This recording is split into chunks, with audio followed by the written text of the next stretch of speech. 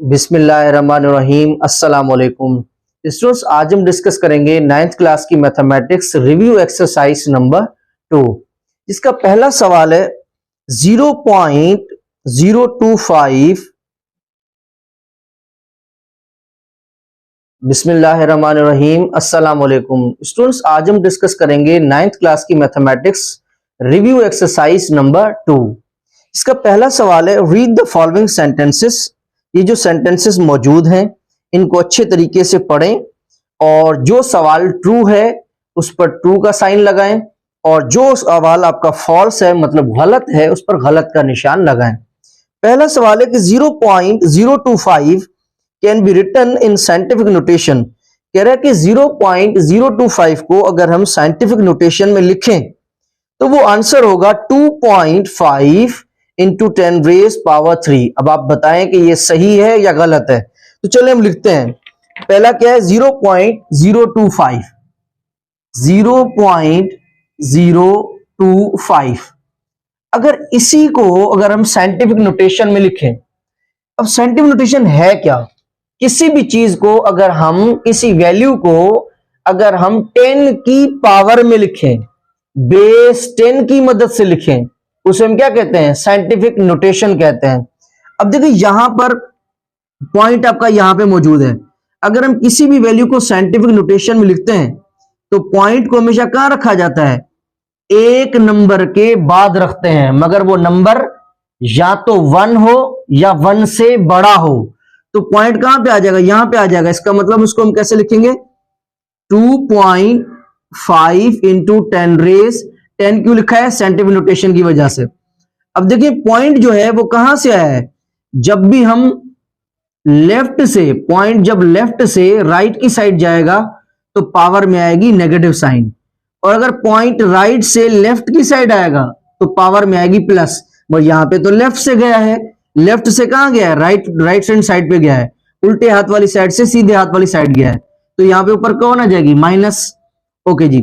अब कितने कितने नंबर्स को छलांगे लगाइए? 1 2, 2 नंबर्स को क्रॉस किया है तो पावर में क्या आ जाएगा? 2, ये आ जाएगा। तो इस वैल्यू को अगर हम साइंटिफिक नोटेशन में लिखेंगे तो ऐसे लिखेंगे। अब आप खुद देखें कि ये जो इन्होंने गिवन दिया है क्या ये सही है? बिल्कुल गलत है, ये सही नहीं है। असल में लिखना ऐसे चाहिए था, तो ये आपका फॉल्स है। Question number 2, logarithm as invented by Al-Biruni. Logarithm को जो है सबसे पहले इंट्रोड्यूस करवाया, तारुफ करवाया, किसने करवाया? अल-ख्वाज़मी ने करवाया था, अल-बेरूनी ने नहीं करवाया था। तो ये भी जो आपका सवाल होगा ये भी आपका जो है वो रॉन्ग होगा, ये फॉल्स है। ठीक है। उसके बाद कह रहा है कि integral part in the number 3, the integral part in the logarithm of a number. अगर किसी नंबर का लॉगरिथम निकालें तो फिर जो उसका इंटीग्रल पार्ट होता है ना, हम उसे कैरेक्टरिस्टिक्स कहते हैं। अब इस बात को थोड़ा सा समझते हैं। अब देखिए कैसे लिखेंगे। फॉर एग्जाम्पल अगर मैं कहूं इस वैल्यू का आप लॉग निकालें, 2 का लॉग निकालें। अब मैं अपनी तरफ से फर्जी लिख रहा हूं कि भाई फर्ज करें लॉग अगर हम 2 का निकालते हैं तो ये आता है 2.35 आ जाता है।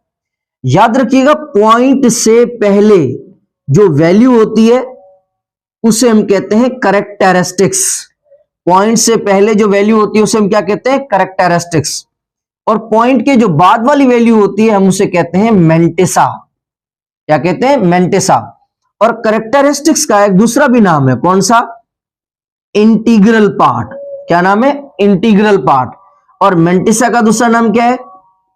Fractional part. क्या नाम है? Fractional part. ठीक है। तो लॉगरिथम की किसी भी चीज का जब लॉगरिथम निकालते हैं जो उसका जवाब आता है उसके अंदर 2 हिस्से होते हैं, characteristics and mantissa, integral part and fractional part. तो यहां पे क्या कह रहा है कि भाई बताएं जो अगर किसी वैल्यू का किसी नंबर का हम इंटीग्रल अगर हम उसकी लॉगरिथम निकालें तो उसका जो इंटीग्रल पार्ट होता है ना वही कैरेक्टरिस्टिक्स होती है। हाँ बिल्कुल सही कह रहे हो, इंटीग्रल पार्ट। इसका मतलब है ये वाला जो एमसीक्यूज होगा वो बिल्कुल सही है। ठीक है। अब स्टूडेंट्स नंबर 4 है हमारे पास, mantissa in the logarithm of a number is always negative. कह रहे अगर हम किसी भी नंबर का लॉगरिथम निकालें तो फिर उसकी जो मेंटिसा होगी ना वो ऑलवेज नेगेटिव होगी, वो हमेशा नेगेटिव होगी। ऐसा बिल्कुल भी नहीं है, कभी भी मेंटिसा जो है वो नेगेटिव नहीं होगी। ठीक है, ये जो है वो गलत लिखा है, ये आपका फॉल्स होगा। उसके बाद 5 नंबर जो है, पहले क्वेश्चन का 5 last, log a x is equal to y and a power y is equal to x। अब देखिए हमारे पास क्या गिवन है, log a x is equal to y। Mathematics में अगर हम किसी भी चीज को अगर हम इस फॉर्म में लिखेंगे, इस शक्ल में लिखेंगे, तो हम उसे कहेंगे लॉगरिथमिक फॉर्म। ऐसा मैथमेटिक्स का जुमला जिसमें लॉग होगा या इस शक्ल का होगा, हम उसे कहेंगे लॉगरिथमिक फॉर्म। और अगर हम किसी भी मैथमेटिक्स के जुमले को अगर हम इस तरह लिखें, लेट सपोज ये आपका x है, ये आपका x का x same is equal to ये आपकी साइन, और ये जो लॉग के चरणों में है, लॉग के जो पैरों में है, उसको अगर मैं यहां पे लिख दूं, और ये जो y है किस तरफ, इसको अगर मैं पावर में लिखूं ऐसे, तो अगर किसी भी जुमले को, किसी भी मैथमेटिक्स की वैल्यू को अगर हम इस शक्ल में लिखेंगे, पावर की शक्ल में लिखेंगे, हम इसे कहेंगे एक्सपोनेंशियल फॉर्म। तो क्या ये सही है? लॉगरिथमिक में लिखेंगे तो ऐसे लिखेंगे, और एक्सपोनेंशियल में कन्वर्ट करेंगे तो ऐसे लिखेंगे। क्या ये जुमला सही है? तो हम कहेंगे बिल्कुल ये सही है, ये गलत नहीं है। तो ये आपका ट्रू है। ठीक है, अब स्टूडेंट्स क्वेश्चन नंबर 2 की तरफ बढ़ते हैं। क्वेश्चन नंबर 2 है फिल इन द ब्लैंक्स। हमने ब्लैंक्स को फिल करना है। Number 1, logarithmic having base 10 is called.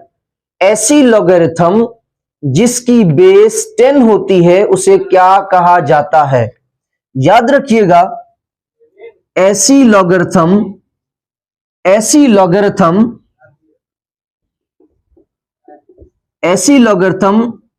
जिसका बेस 10 होगा, ऐसी लॉगरिथम जिसका बेस 10 होगा, हम उसे कहेंगे कॉमन लॉगरिथम। हम उसे क्या कहेंगे? कॉमन लॉग कहेंगे, कॉमन लॉगरिथम कहेंगे। और ऐसी लॉगरिथम जिसकी बेस ई होगी, ई मींस एक्सपोनेंशियल फंक्शन, और इसकी वैल्यू होती है 2.7128, इस तरह आगे लामहदूद, और इसे हम इर्रेशनल भी कहते हैं। तो ऐसी लॉगरिथम जिसका बेस 10 होगा, हम उसे कॉमन लॉगरिथम कहेंगे। और ऐसी लॉगरिथम जिसका बेस ई होगा, हम उसे कहेंगे नेचुरल लॉगरिथम। क्या कहेंगे? नेचुरल लॉग या लॉगरिथम कहेंगे। तो मुझे बताएं इसमें क्या कह रहा है? लॉगरिथम हैविंग बेस 10, ऐसी लॉगरिथम जिसका बेस 10 होगा उसे हम क्या कहेंगे? तो उसे हम क्या कहेंगे? कॉमन लॉगरिथम कहेंगे। तो यहां पे जो ब्लैंक्स में आएगा वो क्या आएगा? कॉमन लॉगरिथम आएगा। सेकंड नंबर पार्ट की तरफ चलते हैं। सेकंड पार्ट है log 1।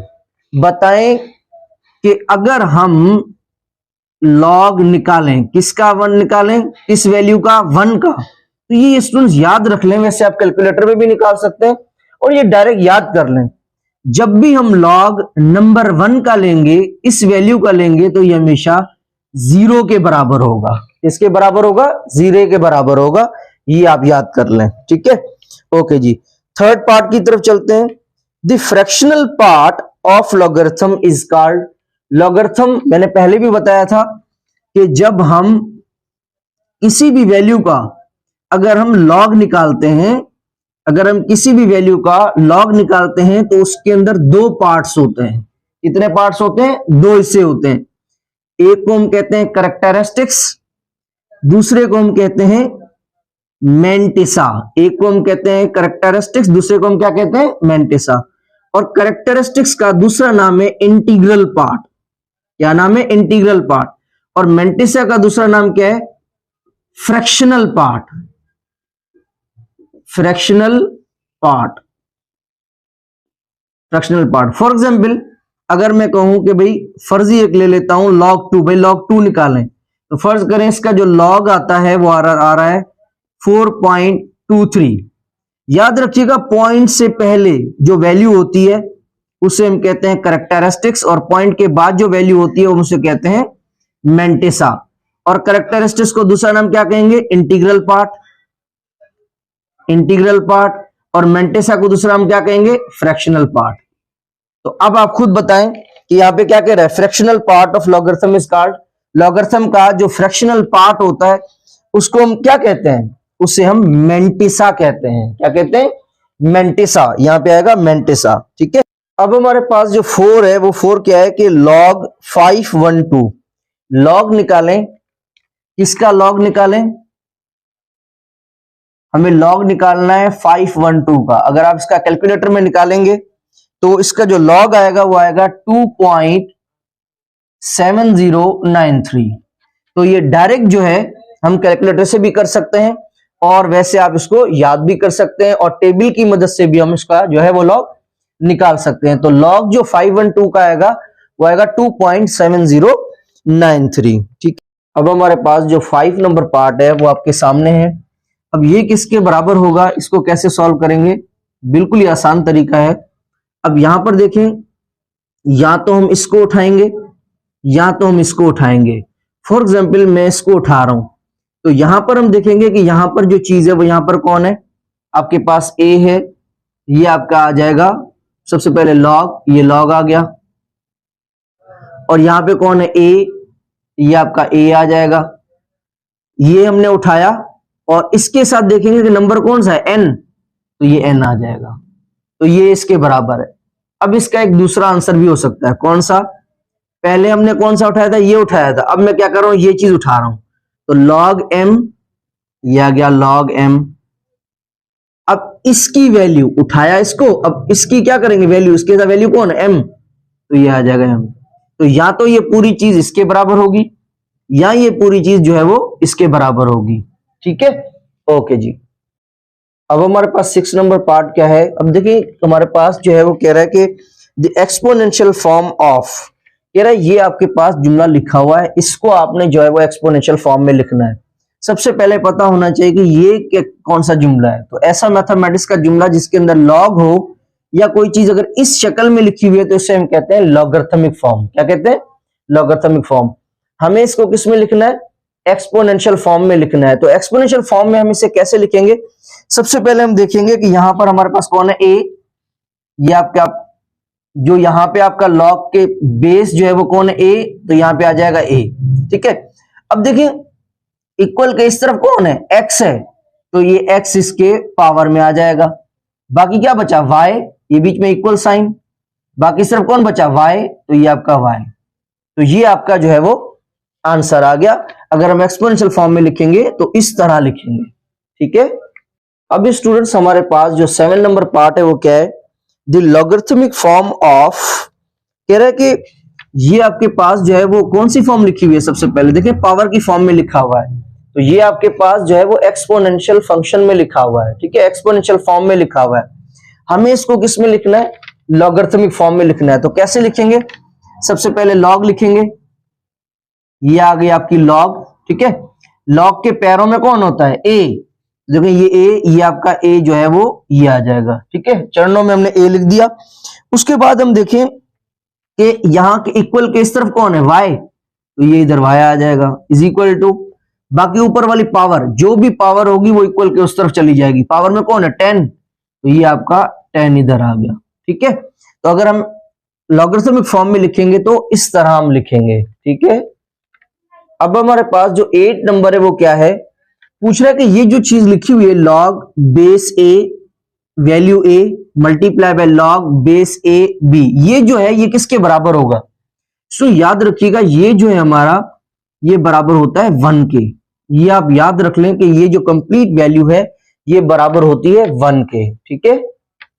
अब स्टूडेंट जो 9th नंबर क्वेश्चन है वो क्या है कि log a m upon n, बताएं कि ये किसके बराबर होगा। ये बेसिकली एक फार्मूला है, 3 फार्मूलाज हैं वो आप देख लें। अगर लेट सपोज पहला फार्मूला है log m अपॉन mn। अब देखिए m और n इनके बीच में कोई साइन नहीं है। जब भी मैथमेटिक्स में दो चीजों के दरमियान कोई साइन नहीं होगी इसका मतलब ये दोनों मल्टीप्लाई हो रहे हैं। अब इनके ऊपर लॉग कैसे अप्लाई होगा? अब देखिए ब्रैकेट के बाहर लॉग है, तो सबसे पहले लॉग किसके साथ रखेंगे? m के साथ, ये आ गया लॉग m। उसके बाद लॉग दोबारा किसके साथ रखेंगे? n के साथ, ये लॉग n आ गया। अब देखिए ये बीच में मल्टीप्लाई हो रहे हैं, तो बीच में आ जाएगा यहां पे प्लस आ जाएगा। अगर इसी तरीके से नंबर 2 को देखें, लॉग m अपॉन n, अगर इस तरह हो तो सबसे पहले लॉग किसके साथ रखेंगे? m के साथ, लॉग m अपॉन अपॉन का अपॉन सेम, फिर लॉग किसके साथ रखेंगे? n के साथ, ये आ गया लॉग n। या तो ये चीज इसके बराबर होगी, अगर इसे मजीद लिखना चाहें तो ऐसे भी लिख सकते हैं। ऊपर देखें कौन है? लॉग m, ये लॉग m, इसको हम ऊपर ले जाएंगे लॉग n। अब बीच में क्या रखेंगे? माइनस। अगर हम इस तरह नहीं लिखना चाहते, अपॉन को खत्म करना चाहते हैं, तो बीच में हमें क्या लगाना पड़ेगा? बीच में हमें माइनस लगानी पड़ेगी। ठीक है, ओके जी। नंबर 3 फार्मूला, अगर इस तरह आ जाए log 2 पावर x, अगर इस तरह आ जाए तो फिर हम क्या करेंगे? जो भी पावर होगी उसको बस आगे लिखेंगे x, और ये log, और जो ये 2 है ये आपका 2 का 2 सेम। तो इस तरह ये जो 3 फार्मूलाज हैं ये आपके सामने है। अब आप मुझे खुद बताएं कि जो 9th वाला है वो किसके बराबर है? तो ये सेकंड वाला, ये या इसके बराबर होगा, आगे लिखें, और या इसके बराबर होगा। ठीक है, अब हमारे पास जो लास्ट ब्लैंक है क्वेश्चन नंबर 2 की, वो क्या है? 10 नंबर, log 10 मल्टीप्लाई बाय 10। यही सेम फार्मूला मैंने आप लोगों को अभी बताया था, फर्स्ट वाला फार्मूला। अब कैसे होगा? जो भी चीज ब्रैकेट के बाहर होगी इसके साथ रखेंगे सबसे पहले log 10, ये आ गई log 10। फिर यही log किसके साथ रखेंगे? दोबारा इस 10 के साथ भी रखेंगे log 10। ठीक है, अब बीच में मल्टीप्लाई को खत्म करेंगे तो बीच में कौन आ जाएगा? प्लस आ जाएगा। ठीक है, तो इस चीज को हम जो है वो इस तरह जो है वो लिख सकते हैं, अप्लाई जब हमने फर्स्ट फार्मूला किया।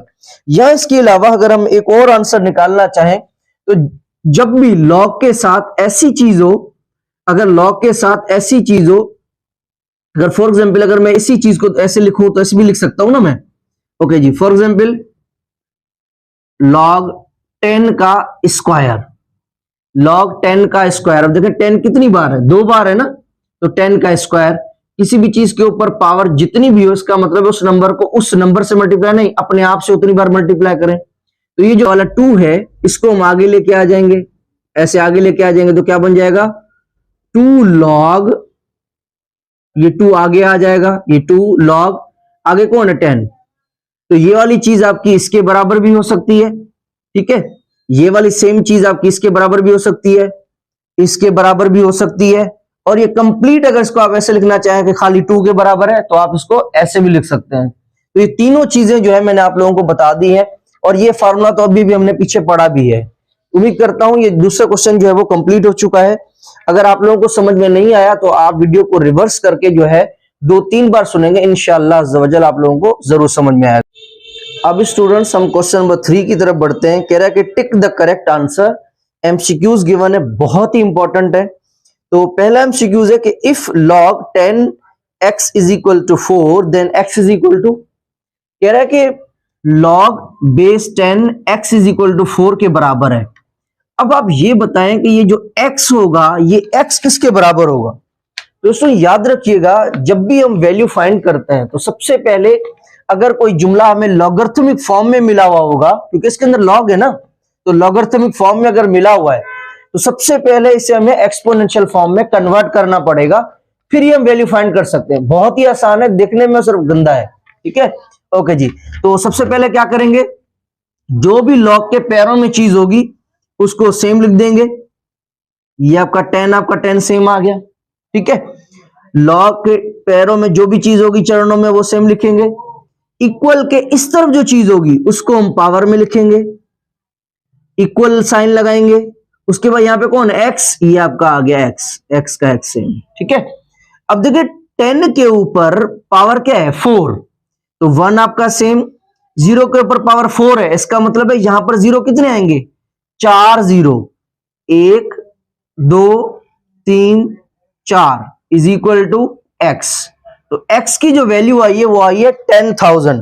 तो कौन सा ऑप्शन करेक्ट होगा? इसका जो डी ऑप्शन होगा वो आपका करेक्ट ऑप्शन होगा। अब हमारे पास जो सेकंड एमसीक्यूज है वो क्या है, द करेक्टरिस्टिक्स ऑफ लॉग 54.58, बताएं इसकी जो करेक्टरिस्टिक्स होगी वो क्या होगी। तो वेरी सिंपल, किसी भी चीज की करेक्टरिस्टिक्स फाइंड करने के लिए सबसे पहले हमें उसमें किसमें लिखना पड़ेगा, first of all you have to write in exponential form, नहीं साइंटिफिक नोटेशन में लिखना पड़ेगा, ये याद रख लें।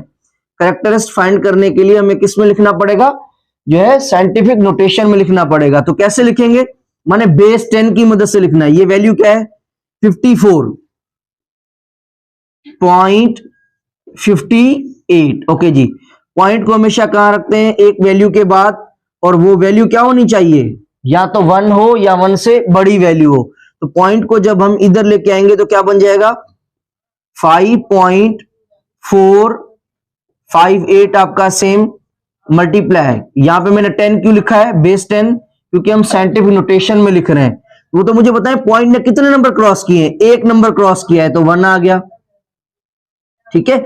अब मुझे बताएं कि पॉइंट कहां से गया है, ये वाली कौन सी साइड है, राइट हैंड साइड, और ये मेरा हाथ कौन सा हाथ है, लेफ्ट। तो जब भी पॉइंट राइट से लेफ्ट आएगी तो पावर में क्या होगा प्लस, तो प्लस लगाएं या ना लगाएं कोई फर्क नहीं पड़ता। अब अगर हमसे कोई पूछे कि भाई इसकी करेक्टरिस्टिक्स क्या है, याद रखिएगा ये जो 10 की जो पावर होती है ना, बेसिकली वो ही आपकी करेक्टरिस्टिक्स होती है। तो ये आपकी करेक्टरिस्टिक्स है, कितनी है करेक्टरिस्टिक्स आपकी 1 है। तो इसका जो कौन सा ऑप्शन सही होगा, बी ऑप्शन जो है वो इसका करेक्ट होगा। थर्ड एमसीक्यूज की तरफ चलते हैं। थर्ड एमसीक्यूज क्या है, the base of common logarithm is, कह रहा है ये जो कॉमन लॉगरिथम है इसका जो बेस होगा वो क्या होगा। तो मैंने आप लोगों को पहले भी बताया है, आपने यहाँ पे वीडियो को पॉज करना है और ईमानदारी से जो है वो आपने जो है कमेंट बॉक्स में इसका आंसर बताना है कौन सा होगा। मैं अब दोबारा बता भी देता हूं, कॉमन लॉगरिथम का जो बेस होता है मैंने पहले भी बताया था, इसका बेस होता है 10। अगर आपसे पूछे कि भाई नेचुरल लॉग का बेस बताएं तो होगा e, ठीक है, एक्सपोनेंशियल फंक्शन। तो इसका जो राइट ऑप्शन होगा वो कौन होगा, आपका बी ऑप्शन जो है वो करेक्ट होगा। नेक्स्ट एमसीक्यूज की तरफ चलते हैं। 4 नंबर है log x y z, log x y और z। आप ईमानदारी से आपने खुद बताना है कि इसका आंसर क्या होगा, कमेंट बॉक्स में बताएं। ये मैं पहले भी फार्मूला बता चुका हूं। तो log देखें इन तीनों के बाहर है, तो सबसे पहले log x के साथ रखेंगे, फिर log किसके साथ रखेंगे, y के साथ रखेंगे, फिर log किसके साथ रखेंगे, z के साथ रखेंगे। पहले x के साथ, फिर y के साथ, फिर z के साथ। अब देखिए इन तीनों के बीच में कोई साइन नहीं है, जब कोई साइन नहीं है तो इसका मतलब है कौन है, मल्टीप्लाई। तो बीच में क्या आ जाएगा प्लस, मल्टीप्लाई को खत्म करेंगे बीच में क्या लगाएंगे प्लस। तो ये जो है वो आपका इसके बराबर होगा। तो कौन सा ऑप्शन करेक्ट होगा, इसका जो है वो बी ऑप्शन जो है वो इसका करेक्ट ऑप्शन होगा। 5 नंबर जो एमसीक्यूज है हमारे पास वो क्या है कि भाई साइंटिफिक नोटेशन, इस वैल्यू को साइंटिफिक नोटेशन में लिखें। हमें पता है साइंटिफिक नोटेशन में हम कैसे लिखते हैं, हमेशा पॉइंट को एक नंबर के बाद रखते हैं और वो जो नंबर हो वो 1 हो या 1 से बड़ा हो। तो ये पॉइंट को हम रखेंगे यहाँ पे एक नंबर के बाद, तो क्या हो जाएगा 7.89 मल्टीप्लाई बाय, साइंटिफिक नोटेशन में हम 10 की मदद से लिखते हैं, 10 बेस की मदद से, ठीक है, ये 10 आ गया। अब मुझे पता है पॉइंट ने कितने नंबर क्रॉस किए, 1 2 3, 3 नंबर्स के ऊपर से जंप लगाया है, 3 नंबर के ऊपर से, तो पावर में क्या आ जाएगी 3 आ जाएगी। मगर देखिए पॉइंट कहां से गया है, अगर पॉइंट लेफ्ट से राइट जाएगा, लेफ्ट से राइट जाएगा तो पावर में नेगेटिव आ जाएगी साइन, पावर में माइनस आ जाएगी, ठीक है। तो अब आप चेक करें कि यही सेम चीज कौन से ऑप्शन में है, ये आपकी ए ऑप्शन जो है वो इसका करेक्ट ऑप्शन होगा, ठीक है। ओके जी, ओके जी, क्या कह रहा है log x is equal to 2, बताएं कि log x is equal to 2, इसमें बताएं कि ये कैसे सॉल्व करेंगे। तो वेरी सिंपल, अब आप देखें सबसे पहले हम इसको, अब देखें इसके साथ इसके पैरों में तो कुछ भी नहीं है, तो हमें पता है कि जो कॉमन लॉगरिथम होती है उसका जो बेस होता है वो कौन होता है, उसका बेस तो 10 होता है, उसका बेस कौन होता है 10 होता है, ठीक है, ये हमें पता है ऑलरेडी। तो यहां पे देखें ये कौन है 10, तो सबसे पहले हमने लिखा 10। अब देखें इक्वल के इस तरफ कौन सी चीज है 2, ये ऊपर आ गया 2, बीच में कौन है इज इक्वल साइन, ये इज इक्वल साइन, लॉग के साथ कौन x, ये आपका आ गया x। अब मुझे बताएं 10 के ऊपर 2 है, इसका मतलब है 1 के साथ कितने जीरो, 0 के ऊपर 2 है ना, इसका मतलब 1 के साथ 2 जीरो, तो आ गया 100। या फिर ऐसे भी कर सकते हैं 10 के ऊपर 2 है, इसका मतलब 10 को अपने आप से 2 बार मल्टीप्लाई, अपने आप से, 10 को 2 से नहीं, अपने आप से, तो 10 10 जा 100। तो ये इसका जो सी ऑप्शन होगा वो आपका करेक्ट होगा। ठीक है, ओके जी, नेक्स्ट क्वेश्चन की तरफ चलते हैं। If log base 2 8 is equal to x, then x is equal to, अब देखें वही चीज log के देखें चरणों में अगर कोई चीज ना गिवन होगी तो उसका बेस 10 लेंगे, नहीं हो अगर मौजूद है फिर तो बहुत अच्छी बात है। अब देखिए यहां पर बीच में अंदर कौन है, यहाँ पे log के चरणों में कौन है 2, तो इसको मैंने 2 को 2 लिख दिया। अब log के इस तरफ इक्वल के इस तरफ कौन है x, तो ये पावर बन जाएगी इज इक्वल टू। अब देखिए log के साथ कौन है वैल्यू 8, ये आपका 8 आ गया। ठीक है, अब इसे हमें सॉल्व करना है। तो देखिए ये आपका जो 2 है, ये आपका 2 आपका सेम सही है, और ये आपका x, ये आपका x सेम। अब मुझे बताएं 8 जो है 8 जो है 2 को अपने आप से कितनी बार मल्टीप्लाई करें तो 8 आता है, तो मैं कहूंगा 2 को अपने आप से 3 बार मल्टीप्लाई करें। अगर मैं लिखूं 2 मल्टीप्लाई बाय 2 मल्टीप्लाई बाय 2, तो क्या आएगा 2 2 जा 4 और 4 2 जा 8। तो इसका मतलब है 2 कितनी बार है, 3 बार, तो मैं लिख सकता हूं 2 पावर 3, 2 पावर 3 लिख सकता हूं, क्योंकि 2 को अपने आप से 3 बार, 2 को 3 से नहीं, 2 को अपने आप से 3 बार मल्टीप्लाई करेंगे तो हमारा आंसर 8 आ जाएगा। ठीक है, अब ये आपका 2 और ये आपका 2 ये दोनों हो गए कैंसिल, बाकी क्या बचा x ऊपर, ये आपका x, बीच में कौन है इक्वल साइन, ये इक्वल आ गए, ऊपर कौन है 3, ये 3 आ गया, x इज इक्वल टू 3, तो कौन सा आंसर है, ये आपका आंसर आ गया। ठीक है, ओके जी, तो इसका सी ऑप्शन करेक्ट है। उसके बाद कह रहे base in the natural logarithm is, बताया कि जो नेचुरल लॉगरिथम को वैसे लिखा ऐसे जाता है ln। ठीक है, ओके जी, तो इसको याद भी कर सकते हैं, l के साथ n है, n माने नेचुरल लॉगरिथम, ऐसे भी याद कर सकते हैं। तो कह रहे जो नेचुरल लॉगरिथम है उसकी बेस कौन सी होती है, उसकी बेस होती है e। ठीक है, ये e कौन है, एक्सपोनेंशियल फंक्शन, और ये भी कहा जाता है कि ये जो चीज है ये आपकी इर्रेशनल है। ये कौन है, इर्रेशनल है, क्यों, क्योंकि इसकी जो वैल्यू होती है वो होती है 2.7128 और आगे लामहदूद। तो वो वैल्यू जो पॉइंट के बाद खत्म ना हो और बार बार रिपीट ना हो, एक जैसी ना हो, उसे हम इर्रेशनल कहते हैं। तो ई जो है ये आपका इर्रेशनल होता है और पाए भी आपका इर्रेशनल होता है। ठीक है, ओके जी। उसके बाद नेक्स्ट देखें, लास्ट एमसीक्यूज है 9th वाला। अब 9th एमसीक्यूज जो है वो क्या कह रहा है कि भाई 3 power 5 is equal to 243 can be written in the logarithmic form. इसे भाई हमें लिख के दिखाएं कि लॉगरिथमिक फॉर्म में हम इसको जो है वो कैसे लिखेंगे।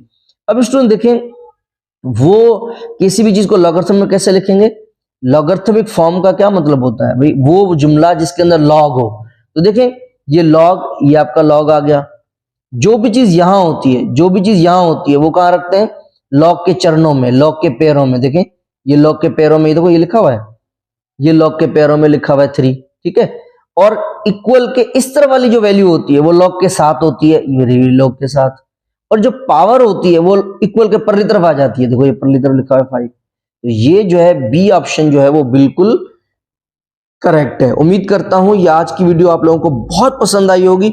अपने दोस्तों में, फ्रेंड्स में शेयर कीजिएगा। इंशाल्लाह अगले लेक्चर्स में मैं मजीद जो है वो भी वीडियोस रखूंगा। अगर मैं कर सकता हूं तो आप भी कर सकते हैं।